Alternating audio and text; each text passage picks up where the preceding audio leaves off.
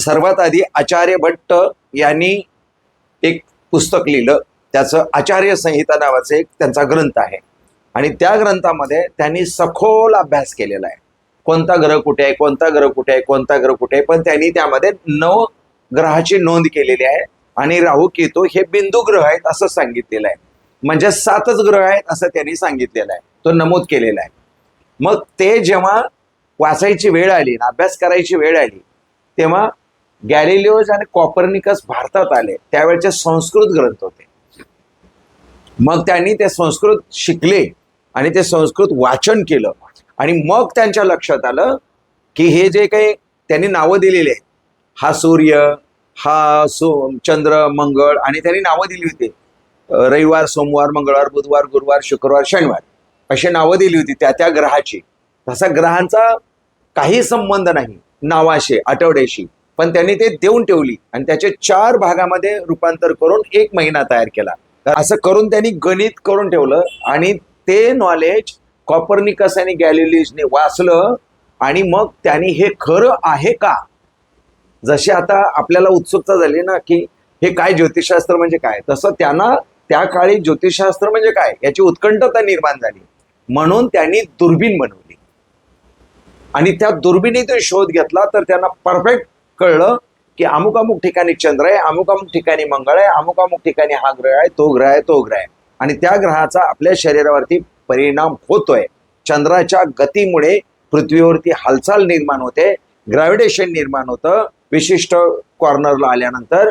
आणि त्यावेळेला पाण्याला चंद्र आपल्याकडे आकर्षित करतो आणि ज्या वेळेला पाण्याला आपल्याकडे आकर्षित करतो त्यावेळेला समुद्राला भरती आणि ओहोटी येते. आणि म्हणून मग मनाचा कारक म्हटलं गेलं. मग पुन्हा संशोधन झालं. जे आपण धान्य पिकवतो ह्या चंद्राच्या रात्रीच्या पौर्णिमेच्या ज्या चंद्रप्रकाश असतो त्या चंद्रप्रकाशावरती जे धान्य असतं ते धान्य परिपक्व होतं. तर थंडीचे दिवस चंद्रप्रकाश आहे ते धान्यासाठी खूप चांगलं असतं, परिपक्वतेसाठी. तर हे असं बीज रूपाने त्याचा चंद्राला मान्यता मिळालेली आहे. आणि खूप चंद्राचं महत्व आहे. चंद्र मनाचा कारक आहे, चंद्र पाण्याचा कारक आहे, चंद्र आपल्या प्रवासाचा कारक आहे, कुठे जायचं सगळं चंद्राच्या गतीवरती त्यांनी लिहून ठेवलं. मग 15 दिवसामध्ये चंद्र दिसतो आणि 15 दिवसामध्ये दिसत नाही, त्यांनी ते पण लिहून ठेवलं. एका बाजूला उगवतो तर एका बाजूला मावळतो. मग त्या गतीला त्यांनी चंद्राच्या कला 15 दिवस हे आणि 15 दिवस हे. मग कृष्ण पक्ष आणि शुक्ल पक्ष असे 2 निर्माण करून ठेवले, अमावस्या आणि पौर्णिमा. तर तेच दिवस आहेत. मग प्रत्येक महिन्यामध्ये ते रिपिटेशन येतात, प्रथमा, द्वितीया, तृतीया, चतुर्थी, पंचमी, षष्ठी, पौर्णिमा, अमावस्या, तसं तसं सगळं येत राहतं ते. तर ह्याच पद्धतीचा अभ्यास आता आपण घेणार आहोत. परंतु हे 60% नाही खरं ठरत, अगदी 90% खरं ठरू शकतं. आणि त्याप्रमाणे चंद्राची गती आणि चंद्राच्या गतीप्रमाणे मग पृथ्वीवरती त्याचा कसा कसा परिणाम होतो हे सगळं त्यांनी लिहिलं, लोकांना ज्ञान दिलं. पण त्या काळामध्ये ज्ञान लोकांना पचनी पडलं नाही, त्यांना सुळावरच दिलं गेलं. त्यात त्यांनी एका राजाच्या मुलाचं भविष्य सांगितलं होतं आणि तो मुलगा वारला, आणि मरणार नाही असं सांगितलं होतं आणि मुलगा वारला, त्यामुळे त्यांना सुळावर दिलं गेलं. तर असंही त्यांचं कॉपर्निकस, गॅलिलिओ जेवढं ज्योतिषामध्ये नव्हते पण कॉपर्निकस होते. मग कॉपर्निकसमुळे ते जरा 60% वरती आलं. मग तेव्हाच ॲस्ट्रॉनॉमी आणि ॲस्ट्रॉलॉजी वेगवेगळं केलं. मग आता जे आपण शिकतो ते दोन्ही एकच आहे, पण फलादेश जिथे येतो त्याला ॲस्ट्रॉलॉजी म्हणतात आणि फलादेश जिथे नाही त्याला ॲस्ट्रॉनॉमी म्हणतात. शेवटी सायंटिफिकली तोच भाग आहे. आता हे ग्रह, नक्षत्र, तारे, म्हणजे आता तुम्हाला सुरुवातीला अगदीच समजावून सांगायचं झालं तर सुरुवातीला एक मोठा गोळा होता, तो फिरता फिरता फुटला, त्याचे छोटे छोटे तुकडे झाले, त्याला ग्रह, नक्षत्र, तारे अशी नावं दिली गेली. त्यापैकी एक पृथ्वी ग्रह निवडला. पृथ्वी ग्रहावरती सुरुवातीला आग होती, ती आग विझवण्यासाठी 71% पाणी ओतावं लागलं. मग पृथ्वी शांत झाली, मग त्या ठिकाणी सृष्टी निर्माण झाली, मग दृष्टी निर्माण झाली आणि मग डोळे निर्माण झाले. हे बघा मोठं गणित आहे. दृष्टी वेगळी असते, नजर वेगळी असते. जे आता आपण एकमेकाला बघतोय हे नजर आहे, हे दृश्य आहे, पण दृष्टी नाही. आता मी तुम्हाला दृष्टी ते शिकवणार आहे. आपण दूरदृष्टीचा व्यक्ती आहे, विजन. ते विजन शिकवणार आहे की ते असं केल्यानंतर असं होणार. त्याला दूरदृष्टी किंवा त्याला दृष्टी म्हणतात. तर दृष्टी म्हणजे इंटेलेक्च्युअल पर्सनॅलिटी थोडक्यात असं म्हणता येईल आपल्याला. तर असं करत करत हे डेव्हलप होत गेलं. मग पृथ्वीवरती आपल्याला डोळे मिळाले. मग ते डोळे बसवायचे कुठे, म्हणून एकपेशीय प्राणी बनवला गेला, त्याचं नाव अमिबा. पृथ्वीवरती पहिला जो प्राणी निर्माण झाला त्याचं नाव अमिबा. मग तो एकपेशीय प्राणी होता, वन सेल होते त्याच्या शरीरामध्ये. मग बहुपेशीय प्राणी, मग अनंतपेशीय प्राणी, मग माकड, मग गोरिला माकड, असं करत करत आधी मानव. मग असं करत करत पृथ्वीवरती प्रगत मानव निर्माण झाला. मग आता पृथ्वीवरती जो पहिला प्रगत मानव निर्माण झाला त्याची जात कोणती, त्याचा देव कोणता आणि त्याचा धर्म कोणता, तर काही नव्हतं. मग जसं जसा त्यांचा मेंदू विकसित होत गेला तस तसं त्यांनी आपलं स्वतःचं एक नॉलेज मांडलं.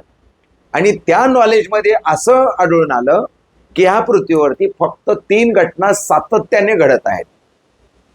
कोणत्या, तर जन्म होतोय, कसं तरी जगतोय आणि पुन्हा मरतोय. झाड उगवतंय, कसं तरी जगतंय आणि पुन्हा मरून पडतंय. सगळे प्राणी जन्म होतोय, कसं तरी जगतायत आणि पुन्हा मरून जात आहेत. मग या पृथ्वीवरती 3च घटना सातत्याने घडतायत. त्यांनी त्याला नावं दिली, उत्पत्ती, स्थिती आणि लय. जन्म घेणे, जगणे आणि मरणे, निर्माण करणे, सांभाळून ठेवणे आणि नष्ट करणे. मग कोण निर्माण करत असेल, तर कल्पना केली की ब्रह्मदेवाने निर्माण केलं. मग सांभाळून कोण ठेवत असेल, तर कल्पना केली की नारायणाने निर्माण केलं. आणि नष्ट कोण करत असेल, तर शिव, उग्र देवता म्हणून शिवाच्या ताब्यात दिलं. ऍक्च्युली हे आपल्या सनातन धर्माप्रमाणे असं आहे आणि हे गणित सत्य आहे. परंतु ज्या वेळेला काही इंग्रज आले आणि इंग्रजांच्या असं लक्षात आलं की भारतामध्ये अशा प्रकारचं काहीतरी नॉलेज आहे, तर त्यांनी नावं दिली त्याला जनरेटर. निर्माण करणे म्हणजे जनरेटर, ऑपरेटर आणि डिस्ट्रॉयड, GOD, G.O.D.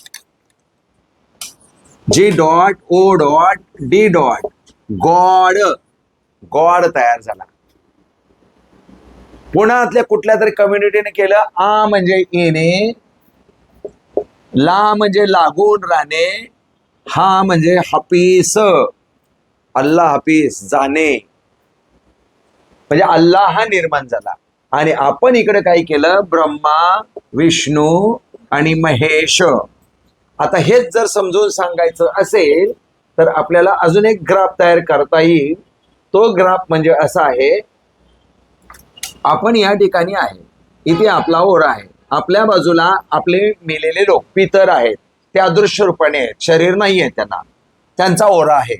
ओरा म्हणजे काय, तर आपण जिवंत आहोत म्हणजे आपल्या डोक्यातून आता इलेक्ट्रोमॅग्नेटिक वेव्हज बाहेर निघतायत.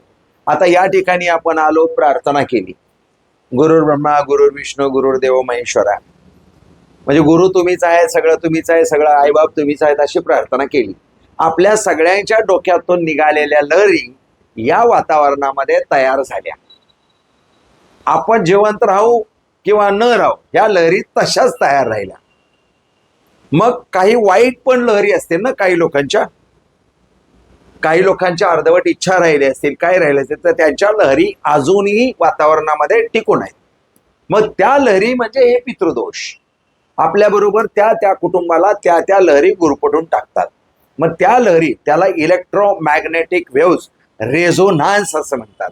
तो रेझोनान्स आपल्या शरीराभोवती कंपन तयार करत असतो. म्हणून आपण आपल्या बाजूला पितरांचा ओरा म्हणजे रेझोनान्स, आणि त्याच्याच पुढे दानव नाही, त्यांच्या पुढे देव, सॉरी, आपण आपल्या पुढे पितर, पितरांच्या पुढे देव आणि देवांच्या पुढे दानव. कारण दानव आणि देव हे सख्खे सावत्र भाऊ आहेत. दिती आणि आदितीची ही मुलं आहेत, सख्खे सावत्र भाऊ आहेत. मग त्यांच्या पुढे कोण, आपण पितर, देव, दानव, ब्रह्मा, विष्णू, महेश, आणि त्याच्या पुढे ब्लॅक होल, विश्व. विश्व म्हणजे विष्णू. बघा आता कल्पना कशी केलेली आहे पूर्वजांनी. पूर्वज फार हुशार होते. विश्व, विष्णू, नारायण, विश्वाचा नर, नारायण, वैश्वानर. म्हणून एक श्लोक पण आहे, अहम वैश्वानरो भूत्वाम प्राणिनाम धेमाश्रिता प्राणा प्राण पचामेन्नम चतुर्विधम. म्हणजे जेव्हा अर्जुन थरथर कापायला लागला, मी काय करणार नाही, तेव्हा श्रीकृष्ण म्हणाले, अरे बाबा तू कोणच नाही आहे, मी कोण आहे तुला माहिती आहे का, माझी ओळख करून देतो. त्यावेळेला हा श्लोक म्हटला गेलेला आहे, मी विश्वाचा नर आहे.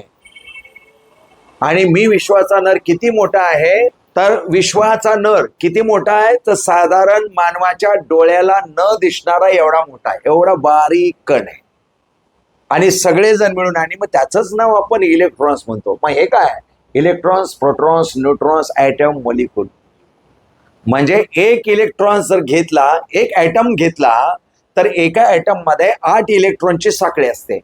आणि एका इलेक्ट्रॉनला जर फोडला तर त्यात सुप्त प्रकाश निघतो. म्हणून आपण त्याला विश्वाचा नर असं म्हटलेलं आहे. म्हणून आता जो काही खेळ चालू आहे सगळा, तो इलेक्ट्रॉन शिवाय काहीही घडत नाही. कुठेही असला तर इलेक्ट्रॉन, पूर्वीपासून तेच होतं. जसं वरून एखादं फळ पडलं खाली, न्यूटननी त्यावेळेला विचार केला की खालीच का पडलं, तर त्याने विचार केला लक्षात की पृथ्वी प्रत्येक गोष्टीला आपल्याकडे आकर्षित करते. त्याला त्यांनी ग्रॅव्हिटेशन असं नाव दिलं. मग त्यांनी नाव दिलं म्हणून आपल्याला कळलं की हे ग्रॅव्हिटेशन. मग त्यांनी नाव द्यायच्या आधी ग्रॅव्हिटेशन होतं की नव्हतं? होतं. मग ते काय होतं, तर ते दैविक निर्मिती. आणि त्यांनी नाव दिल्यानंतर सायन्स झालं. म्हणजे सायन्स म्हणजे काय, तर आतापर्यंत आलेल्या चालीरीतीला मान्यता मिळवून देण्याची जी काही 100% गॅरंटी असते त्याला सायन्स असं म्हणतात. खात्री करून देणे किंवा नवीन नावाने ओळख करून देणे किंवा समजून घेणे किंवा समजून देणे, त्याला सायन्स असं म्हणतात. मग ह्या सर्व ग्रहांच्या ग्रॅव्हिटेशनच्या फोर्सच्या रेज पृथ्वीवरती असतात.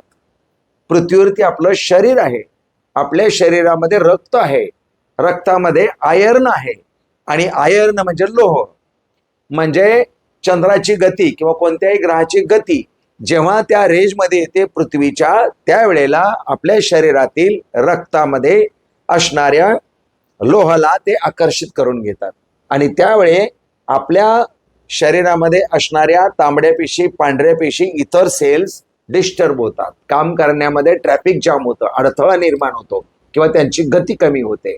त्यामुळे गती कमी झाली की आपली पण गती कमी होते. कारण आपल्याला आपल्या शरीराला चालवणारा एकमेव फॅक्टर म्हणजे आपल्या शरीरातल्या शरीरपेशी आणि सेल्स, मेंदू, न्यूरॉन्स.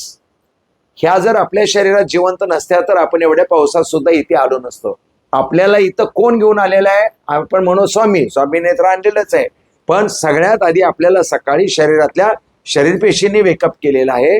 दिवसभर आपल्याकडून कामं करून घेतलेली आहेत आणि इथंपर्यंत आणून बसवलेलं सुद्धा आहे. आता इथून घरापर्यंत सुरक्षित ते पोहोचवणार सुद्धा आहेत. म्हणजे शरीरपेशींना किती मोठी जबाबदारी दिलेली आहे. मग ज्यांच्यामुळे आपण जिवंत आहोत त्यांना आपण कधीतरी थँक्स बोललोय का, हा मुद्दा इथे येतो. म्हणून प्रार्थना केल्यानंतर बायोकेमिकल्स रिॲक्शन्स होतात आणि शरीरामध्ये त्यांना पॉझिटिव्ह एनर्जी मिळते. मग शरीरातल्या शरीरपेशींना जर आपण धन्यवाद नाही म्हटलं तर ते त्यांच्या मनाने कारभार करतात आणि या शरीराला कुठे न्यायचं ती त्यांची जबाबदारी असते. मग पोलीस स्टेशनला पण शरीरातल्या शरीरपेशीच नेतात, हॉस्पिटलला पण शरीरातल्या शरीरपेशीच नेतात, कोर्टात पण शरीरातल्या शरीरपेशीच घेऊन जातात आणि स्वामींकडे मठात सुद्धा शरीरातल्या शरीरपेशीच घेऊन जातात. मेडिकल सायन्स प्रमाणे आपल्या शरीरातल्या शरीरपेशी जिवंत आहेत आणि त्यांना स्वतःचं मन आहे. हे मेडिकल सायन्स सांगतं, आपण नाही. पण ते सेल्स पर्यंत जाय, ते त्यांचं काम आहे ते करतील, ते वर्कर्स आहे ते करतील, कंपनीचा काही संबंध नाही. पण तसं नाही आहे. हे शरीर एक कंपनी आहे. या शरीरामध्ये जे काही सेल्स आहेत त्या कंपनीच्या वर्कर्स आहेत आपल्या शरीरामध्ये बसलेला आत्मा त्या शरीराचा मालक आहे आणि ब्रेन मॅनेजर आहे.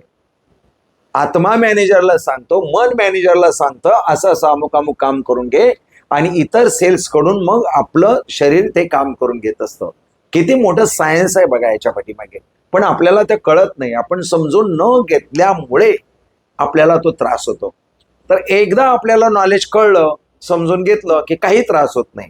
आता जे मगाशी तुम्ही विचारलं की एखाद्याची कुंडली बघितल्यानंतर त्यांची निगेटिव्हिटी आपल्याला लागते का, तर लागते. कारण त्यांच्याकडे निगेटिव्हिटी आहे म्हणूनच तर ते आपल्याकडे आलेले आहेत. परंतु त्याच्यात आपण गिव्ह अँड टेक पॉलिसीमध्ये आलो तर त्याची निगेटिव्हिटी लागेल. आपण गिव्ह अँड टेक पॉलिसीमध्ये यायचंच नाही.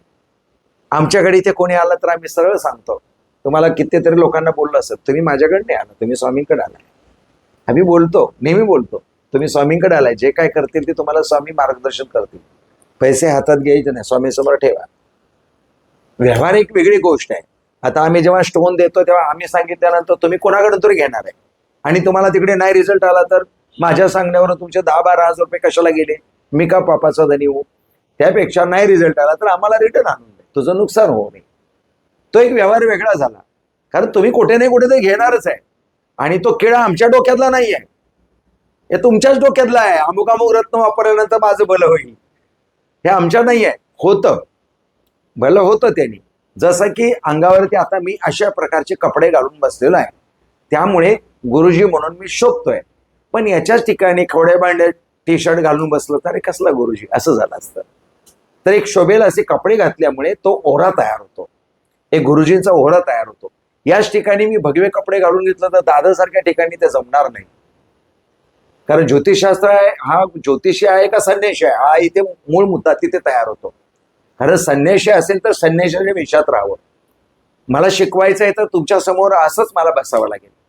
तर हा जो फंडा आहे, हा फंडा सगळ्यात सायकोलॉजी आहे, आणि सगळी सायकोलॉजी एका ज्योतिषाला असणं फार गरजेचं आहे.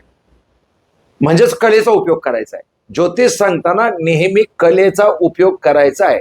फॉर एक्झाम्पल तुम्हाला सांगतो कशी कला.